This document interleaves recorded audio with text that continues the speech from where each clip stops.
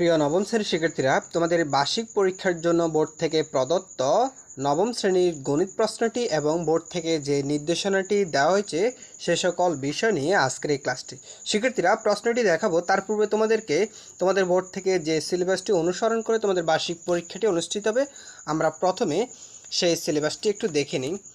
শিক্ষার্থীরা, তোমাদের অধ্যায় থাকবে অনুক্রম ধারা, এখানে 29 থেকে 58 পৃষ্ঠা পর্যন্ত।